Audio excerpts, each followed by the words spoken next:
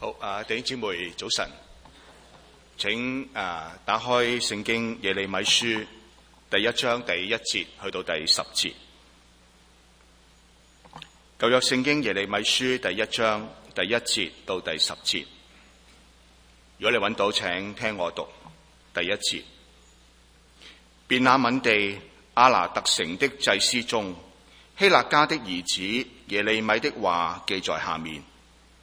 猶大王亞捫的兒子約西亞在位13年，耶和華的話臨到耶利米。從猶大王約西亞的兒子約雅敬在位的時候，直到猶大王約西亞的兒子西底家在位的末年，就是11年5月間，耶路撒冷人被擄的時候，耶和華的話也常臨到耶利米。第4節。耶利米說：耶和華的話臨到我說，我未將你造在腹中，我已曉得你；你未出母胎，我已分別你為聖。我已派你作列國的先知。我就說：主耶和華，我不知怎樣說，因為我是年幼的。耶和華對我說：你不要說我是年幼的，因為我差遣你到誰那裏去，你都要去；我吩咐你說什麼話，你都要說。你不要懼怕他們，因為我與你同在，要拯救你。這是耶和華說的。第9節。於是耶和華伸手按我的口對我說：我已將當說的話傳給你。看啊，我今日立你在列邦列國之上，為要施行拔出、拆毀、毀壞、傾覆，又要建立栽植。我諗喺一間教會裏邊，聖道嘅宣講同弟兄姊妹生命嘅見證，兩者其實同樣都係咁重要。聖道嘅宣講呢，即係話將上帝喺聖經裏邊嘅說話，將佢清清楚楚，將佢老老實實咁樣同會眾宣講，呢個固然重要。弟兄姊妹生命見證嘅分享呢，即係話我哋將自己個別同永生嘅上帝相遇嘅經歷，就話俾會眾知呢，其實同樣都係咁重要。如果教會呢，就只有道嘅宣講，講得好好，講得好精彩，將上帝嘅權能、將上帝嘅屬性都能夠講到出嚟。不過弟兄姊妹係冇見證可以分享嘅話呢，就算你講到天花龍鳳，講到樹上嘅雀仔都可以氹到落嚟呢，都係廢話嚟嘅。因為弟兄姊妹對你嘅上帝根本就冇經歷。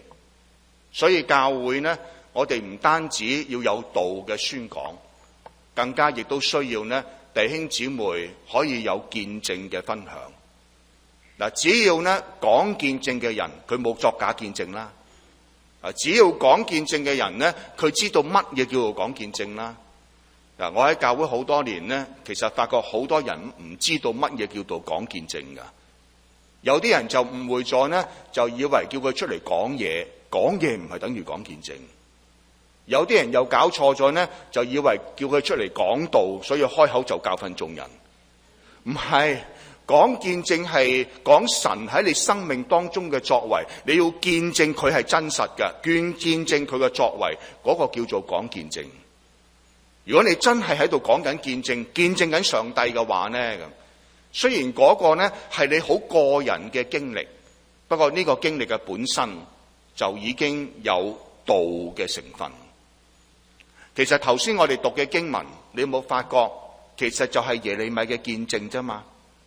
佢就話俾我哋聽，上帝嘅話係點樣臨到佢嘅，上帝嘅委任、上帝嘅差遣係點樣臨到佢嘅，結果佢呢個見證就放咗喺聖經當中，成為上帝話語嘅一個嘅部分。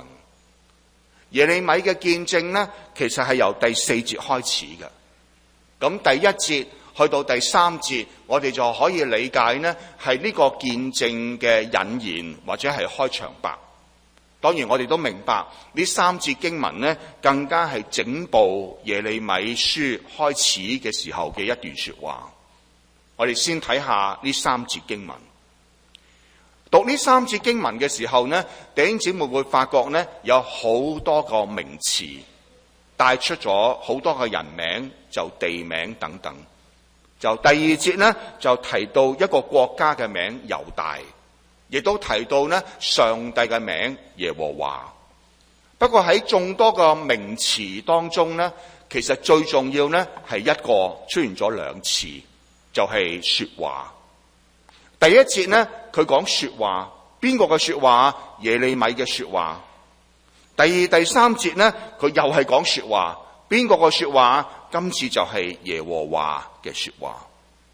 或者我哋好快就意會到，咁點解第一節耶利米呢個人佢嘅說話要記錄落嚟呢？咁我諗個道理好明顯，係因為耶和華嘅話係曾經臨到耶利米。所以呢，耶利米佢所講嘅說話呢，其實係話中有話，佢嘅話係包含咗耶和華嘅說話，所以值得被記錄，亦都值得俾後世嘅信徒嚟到去研讀。我哋試下再收窄範圍呢，就先睇第一節。佢話耶利米嘅話記喺下邊，咁耶利米邊個嚟㗎？個作者就介紹佢係希勒家個仔。咁希勒家又係邊個啊？個作者再介紹佢係亞拿特城眾祭司當中嘅其中一位。如果我哋睇英文聖經啦，咁我哋就知道祭司佢原來係複數嘅，即係話喺亞拿特城呢有好多個祭司嘅，其中有一個呢就叫做希勒家，而希勒家佢個仔呢就係耶利米。你再追問，咁亞拿特城喺邊度㗎？咁個作者就話俾你聽，喺便雅憫呢個支派佢所得到嘅地土當中。我有時候讀舊約聖經呢，我哋會聽到有一句咁嘅說話，就係祭司利未人喺上帝面前呢，佢哋係無份無業嘅。嗱，呢句說話固然係正確㗎啦，但係要有補充。雖然呢，當上帝帶領以色列民族進入應許之地嘅時候，係冇將地呢係分俾利未支派，不過並唔表示呢利未人喺上帝面前乜嘢都冇，唔係。因為按照住律法嘅規定呢，原來每一個支派當佢哋得到土地之後呢，就要喺佢嗰笪土地當中要撥幾座城出嚟，係歸利未人擁有嘅。而按照上帝嘅計劃呢，就全以色列國境12個支派裏邊呢，總數係有48座城係俾利未人佢哋居住嘅。而我哋睇翻約書亞記嘅記載，當日便雅憫呢個支派呢就奉獻咗有4座城出嚟，其中有一座呢就係呢度所講嘅亞拿特城。所以第一節呢，其實係交代耶利米佢嘅出身，佢嘅背景，邊度人嚟㗎？邊度鄉下？便雅憫地嘅亞拿特城。由於佢嘅爸爸呢，其實係一位祭司嚟嘅，而耶利米又係一個男丁呢，所以按道理佢都應該係一位祭司。不過舊後世嘅信徒一提到耶利米呢個名呢，好少人記得佢係祭司嘅身份。我哋大多數呢，淨係記得佢係一位先知。咁點解呢？咪就係因為第二、第三節耶和華嘅話係曾經臨到耶利米咯。就喺第二節同埋第三節裏邊呢，就第三節最後一句，佢話耶和華嘅話也常臨到耶利米呢，其實喺希伯來文係冇呢句說話噶。我哋咁講第三節最後句呢，咁又會發覺第二節開始嘅時候其實係一個時間，第三節去到結束嘅時候呢，亦都係一個時間。開始嘅時間呢，就係約西亞在位第13年，將佢轉換呢，即係公元前嘅627年，就結束嘅時間呢，就係西底家在位嘅第11年，將佢轉換呢，即係公元前嘅587年。咁大家知道啦，即刻喺你腦海裏邊出現嘅算式呢，係條減數嚟㗎。原來中間呢，就過咗40年。大概呢兩個嘅日期呢，就為耶利米一生作為先知嘅服侍呢，就幫我哋畫咗上下限。原來佢服侍上帝傳神嘅話呢，係40年。喺呢40年嘅裏邊呢，作者就話俾我哋知，佢經歷咗有3個嘅皇帝。第一個皇帝嘅名字當然就係約西亞啦，第二個呢係約雅敬，仲有第3個揾唔揾到啊？西底家。不過如果我哋睇翻歷史或者睇翻列王紀嘅記錄呢，咁我哋就發現40年裏邊，其實耶利米唔係服侍咗3個皇帝，應該係5個。不過有2個皇帝嘅名呢，冇記錄喺呢2節經文當中。或者你會有興趣問，咁點解明明係5個㗎，而家淨係記咗3個，有2個皇帝嘅名冇記錄落嚟？咁點解嗰2個皇帝嘅名冇記錄落嚟呢？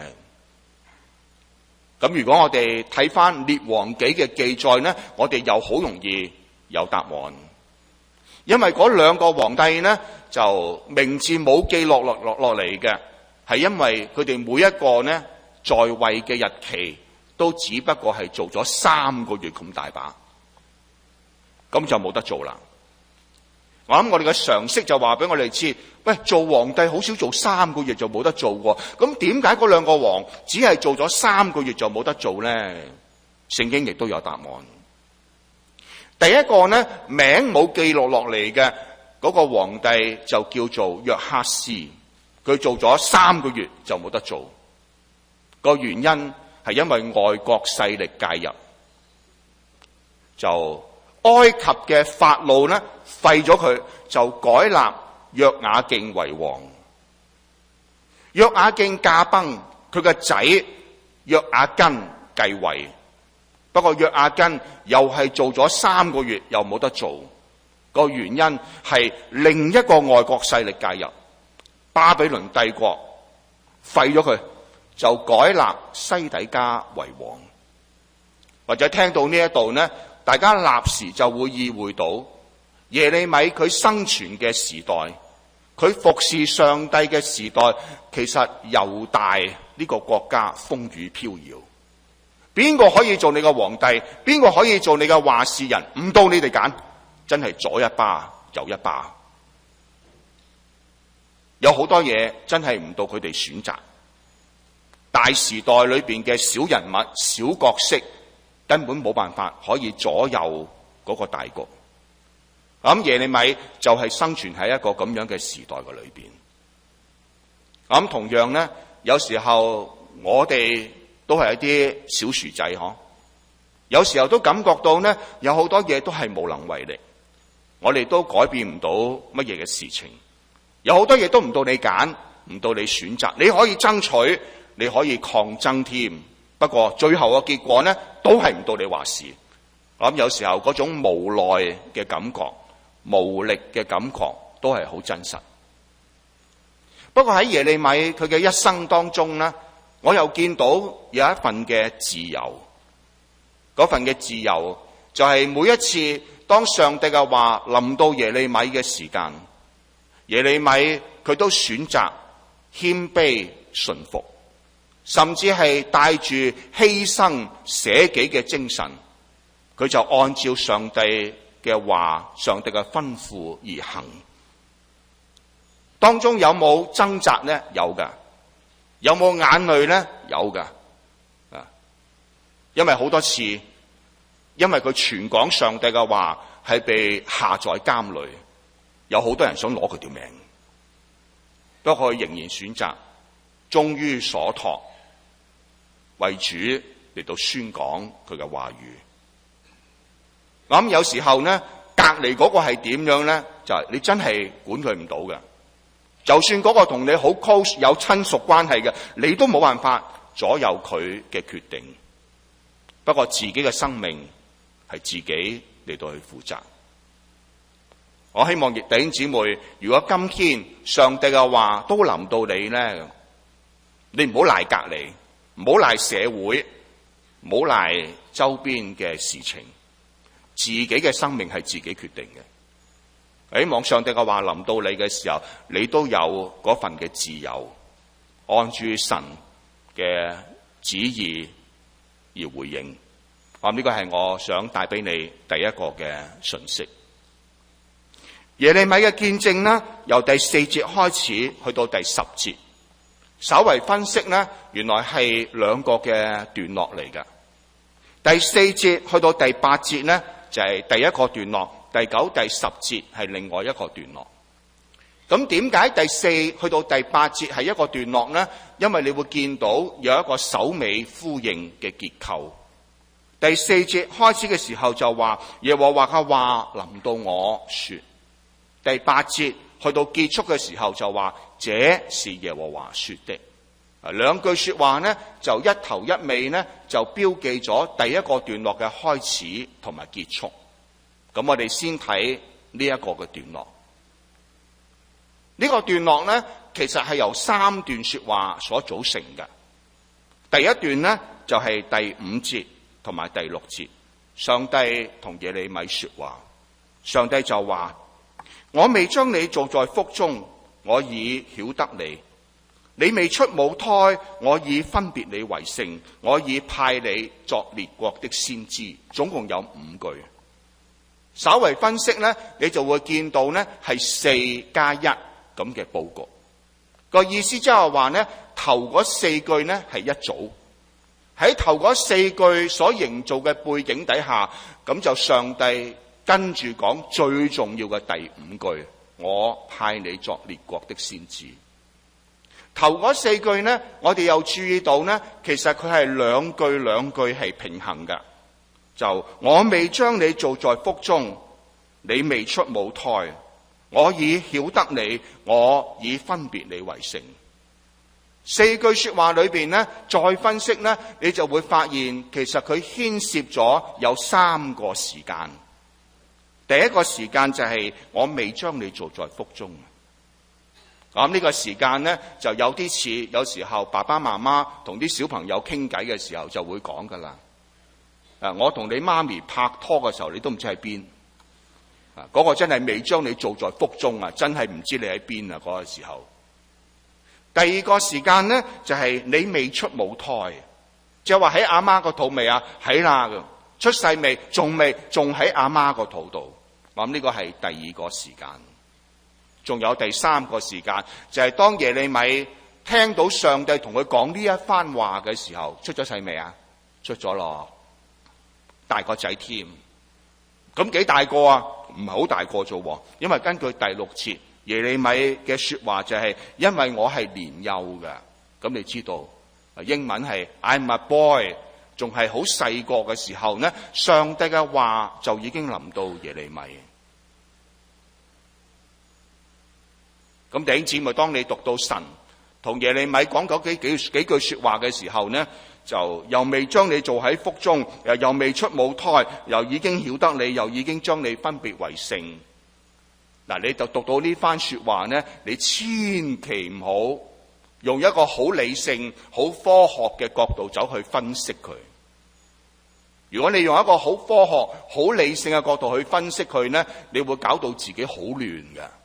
又話我唔知喺邊度，又未出現嘅時候，你點識我啊？咁啊，唔使嘅，因為大家呢有咁上下年紀呢，都應該明白說話唔係冚唪唥都需要理性分析嘅。有啲說話呢，你一用理性分析呢，就搞禍晒噶啦。即係舉一個好簡單嘅例子，如果一個男人喺婚禮上邊同個女人講，能夠娶到你做我太太，我感到自己係呢個世界上邊最幸福嘅人咯。個女人聽到呢，心裏邊甜到漏嘅，佢就唔好走去分析下，佢憑乜嘢講呢句說話咧？咁有冇咩統計喺後邊作為支持嘅咧？對佢嚟講，幸福嘅基準係啲乜嘢咧？哇，咁理性咗去分析咧，成個浪漫氣氛冚唪唥都冇晒，唔使噶。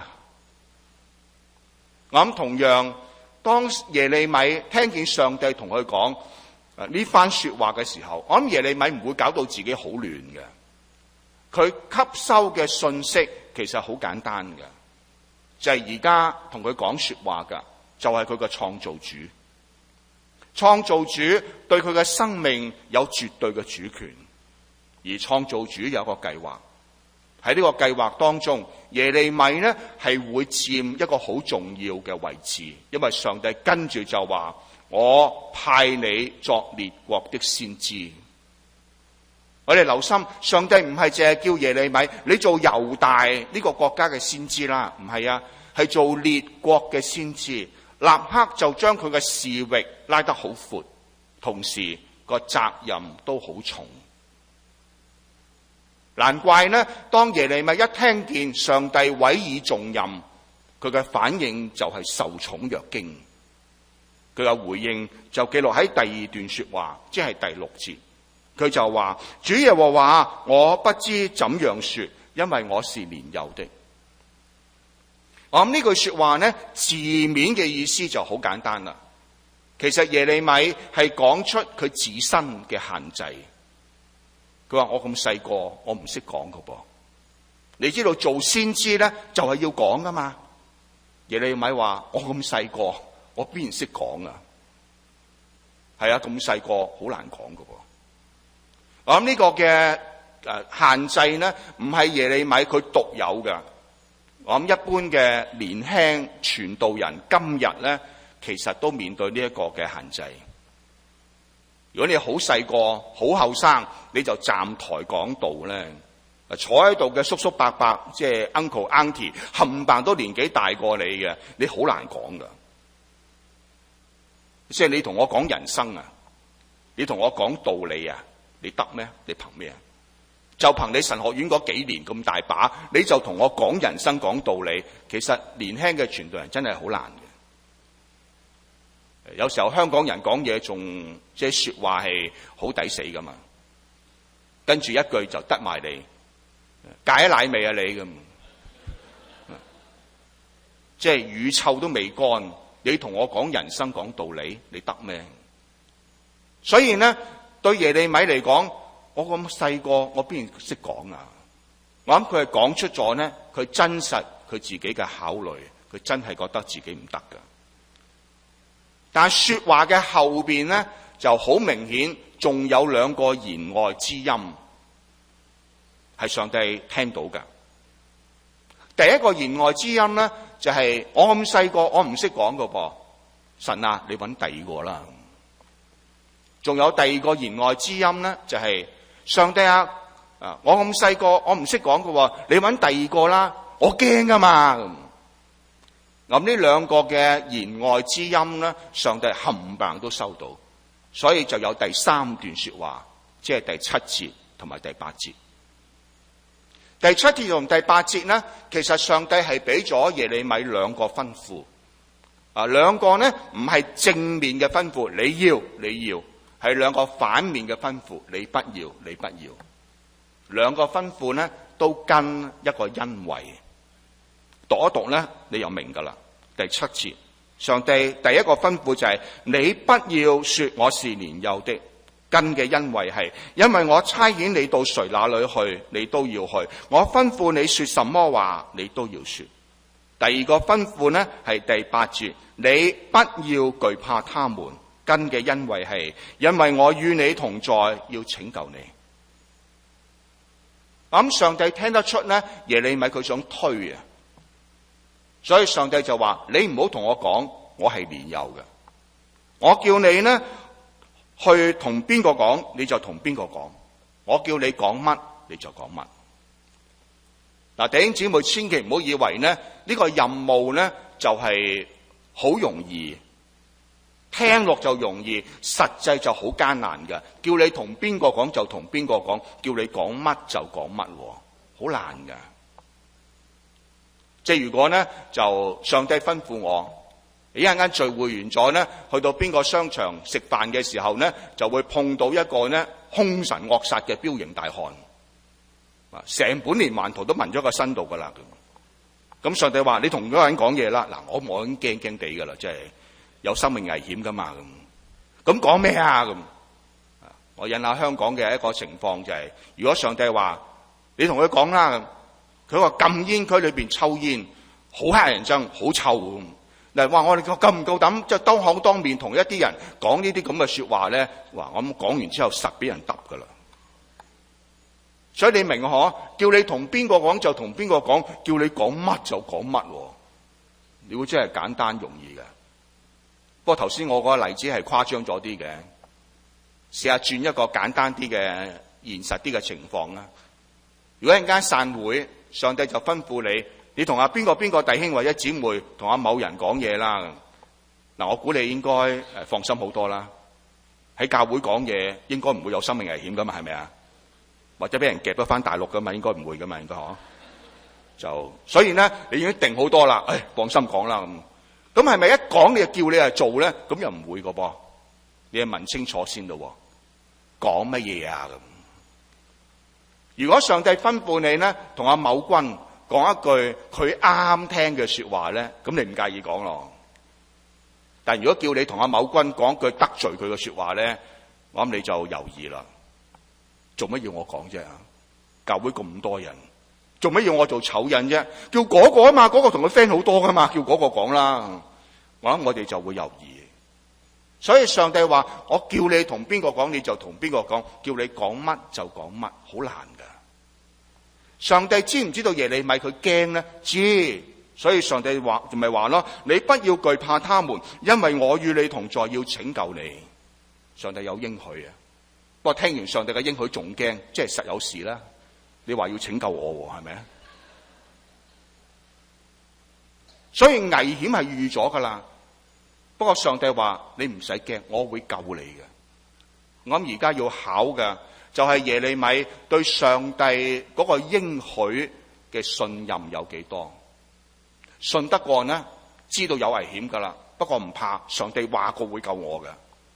信唔過呢，就拱你去死噶啦，真係。對於耶利米最先佢嘅憂慮，我唔識講噶噃。我哋又見到呢，上帝係俾佢要講嘅說話，就係第9節。佢話：於是耶和華伸手按我的口對我說：我已將當說的話傳給你。你話你唔識講啊嘛？我而家就將呢你要講嘅說話俾你。如果我哋睇翻希伯來文呢，第5節最後一句：我已派你作列國的先知，嗰個派字，同第9節最後一句我已將當說的話傳給你，個傳字，原來喺希伯來文係同一個字嚟嘅。即係上帝派你去做嗰樣嘢，上帝就自然呢將你要嘅能力俾你。如果弟兄姊妹諗一諗咧，你就明白，make sense 喎，合理喎。上帝叫某人去做某事，就算某人呢係心甘情願去做呢，咁嗰個人都要有能力先做到噶，明啊？嗬，唔係點搞啊？即係如果我話坐喺第10行右邊數過嚟第3個弟兄出嚟彈琴，咁佢都夠膽行出嚟喎。跟住我話彈呢首啦，咁佢先話梁生我唔識㗎喎，咁你行出嚟做咩啊？明啊？嗬。所以上帝呢，如果叫某人去做某事呢，咁某人係應該放心噶啦，因為上帝叫得你去做呢，就一定會將相關嘅恩賜同埋能力俾你，叫你去完成佢吩咐你做嘅嘢。明白呢個好簡單嘅道理。如果唔係呢，就一係上帝玩你，明知你唔得噶，玩你咯，等你出嚟出下醜先得。唔係，上帝唔會咁玩我哋嘅。一係就上帝玩自己啦，明知你唔得，搞到一鑊泡，咪搞到我叫你做嘅。所以唔會嘅。上帝吩咐某人去做某事嘅時候呢，某人一定放心，因為既然係上帝叫你去做嘅咧，你放心接就得噶啦。因為你需要嘅嘢，佢會俾你，因為係佢叫你去做。明呢個好簡單嘅道理。所以喺教會裏邊咧，其實上帝係一定唔會叫一個唔識彈琴嘅人，你出嚟彈琴啦，唔會嘅。上帝亦都唔會呢叫一個五音不全嘅人站出嚟領詩嘅，因為佢都係領唔到嘅。嗱，不過老老實實啦，我喺教會咁多年咧，我係真係好少見到唔識彈琴嘅人出嚟彈琴。但係我見過好多五音不全嘅人企出嚟領詩嘅，唔知點解。如果你第日再見到一啲咁樣嘅情況咧，你就愛心說誠實話，其實都唔使咯，下次都唔需要你站台領詩噶啦。大概上帝都冇將呢個嘅職位交俾你噶啦，應該係。但係如果上帝真係叫到你嘅話咧，咁你放心去接啦，你要做到噶。我只係想補充一點啫。我頭先話咧，上帝如果叫某人去做某事嘅時候，某人係一定有能力，因為上帝叫佢去做嘅，上帝一定會俾佢有能力去做。我想補充嗰點係，咁樣並唔表示咧，某人咧就可以翹埋雙手，乜都唔使做，等上帝嘅恩賜同埋能力，唔係。如果你試下問頭先幫我哋彈琴嘅弟兄啦，點解上帝可以俾你呢個能力去做到呢件事嘅？咁點解你可以用音樂嚟到侍奉嘅咧？咁嗱，我好肯定個答案咧，就唔會話好簡單啫。上帝叫我做嘅，我有一日咧，我打兩個冷震就識落咁。咩打冷震啊？人哋練咗幾耐啊？如果想百尺竿頭更進一步，仲要繼續練多啲，彈多啲，做好啲，你先至可以做到噶嘛。即係就算上帝俾你有恩賜啊，你都唔可以懶到出汁噶嘛。明呢個道理嗬？我諗我個說話唔係應用喺司琴身上邊，就算應用喺傳道都係一樣。上帝俾我哋嘅責任咧，就係宣講上帝嘅話。上帝相信亦都會俾我有恩賜、有能力去做呢件工作。不過如果一個傳道人懶到出汁，又唔肯準備，又唔肯去學，又唔肯去練，又唔肯去改呢，佢冇可能做得好噶。但係唔係，佢肯嘅，佢虛心去學，認真去改。1年唔得啫，10年都話唔得，唔係啩？你明我嗬？係啊，上帝會將能力俾你噶，但你唔好懶到出汁。你要付出十足嘅努力。1年唔得啫，冇理由10年都話唔得嘅。你一定會做到嘅。呢個係我俾你第二個嘅提醒。好，最後睇埋第10節嘅下半節。第10節就話：看啊，我今日立你在列邦列國之上，為要施行拔出、拆毀、毀壞、傾覆，又要建立栽植。第10節嘅下半節呢，有好多個動詞，帶出咗好多動作。咁到底係邊個係完成呢啲動作呢？又拔出，又拆毀，又毀壞，又傾覆，又建立栽植，係耶利米啊，定係耶和華啊？咁呢個問題嘅答案呢，對每一個願意回應上帝呼召嘅人呢，就好重要噶。當然啦，頭先個問題個答案太過顯淺啦，你冇可能答錯嘅。邊個能夠完成第10節下半節眾多個動作呢？梗係唔係耶利米啦。耶利米邊有咁嘅本事？又拔出，又拆毀，又毀壞，又傾覆，又建立栽植，佢冇咁嘅本事啊！能夠完成第10節下半節眾多動作，嗰個係耶和華。上帝叫耶利米做咩噶？叫佢講嘅咋？講咗之後，嗰個效果同埋後果唔係耶利米佢可以控制嘅。我試下舉個例子，我希望一講你就明白。如果上帝呢叫某人講佈道會，我諗呢個人嘅責任係咩呢？俾心機準備講章，去到佈道會嘅時候呢，就係盡力去宣講福音。咁我哋知道呢，佈道會去到結束嘅時候，就會有呼召嘅環節。如果呢個人講佈道會，最後佢呼召嘅時候呢，下邊竟然有未信主嘅朋友願意舉手接受耶穌基督做救主，你話呢個講佈道會嘅人，佢開唔開心啊？嗱，開心，梗係開心啦。耶穌話地上邊有一個罪人悔改，喺天上都可以開心，何況而家你講佈道會，下邊有人舉手決志，咁梗係開心噶。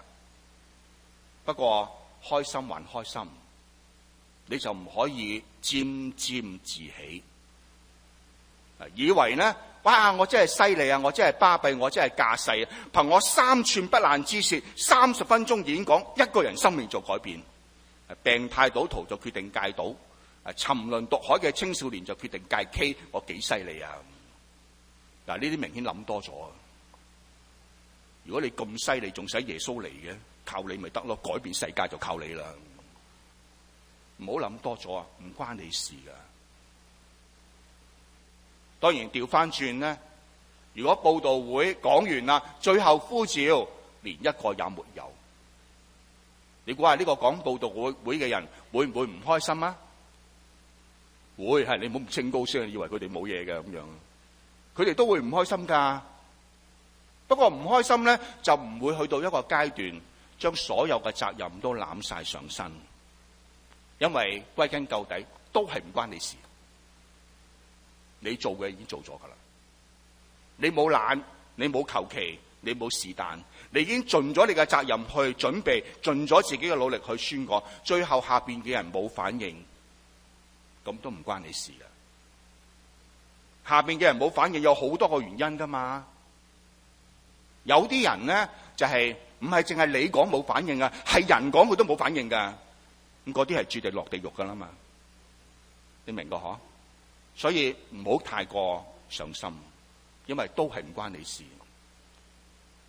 唔好講到佈道會咁遠啦，就講今日早上邊我準備嘅呢堂嘅講道啊。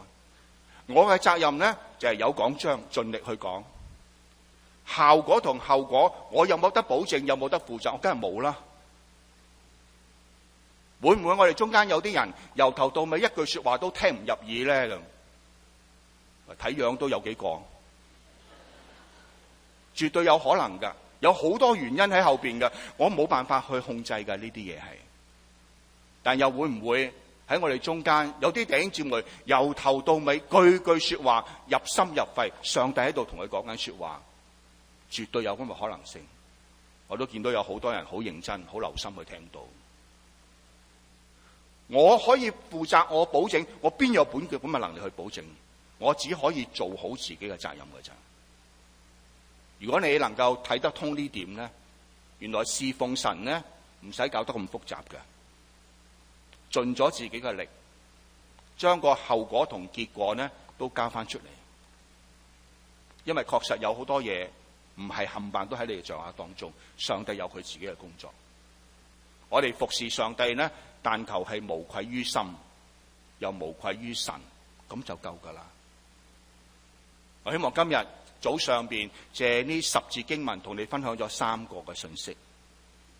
第一，如果神嘅話臨到你呢，我希望你效法耶利米，謙卑順服，按住神嘅心意而行。呢個係你運用緊自己嘅自由去回應上帝嘅說話，唔好賴隔籬，唔好賴周邊嘅嘢，係你自己嘅決定嚟嘅。呢個係第一個嘅信息。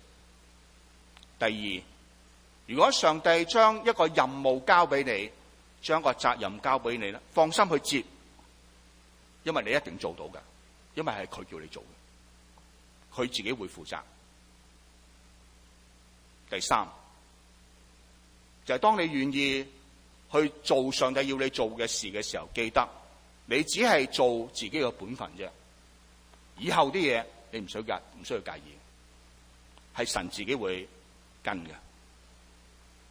咁今日咧，我哋睇翻即係聖經咧，其實耶利米當日嘅服侍，佢佢絕對係一個失敗者嚟嘅，因為佢講嘅說話冇人聽嘅。如果當日猶大能夠聽耶利米所傳嘅說話，佢哋能夠回轉呢，我諗就唔會有第3節耶路撒冷被擄咁嘅結果。所以喺世人嘅眼中，其實耶利米絕對係個 loser， 一個失敗者嚟嘅。不過因為佢忠心嘅去服侍，唔要命嘅咁去服侍，咁結果佢名垂青史，佢被世人嚟到尊重。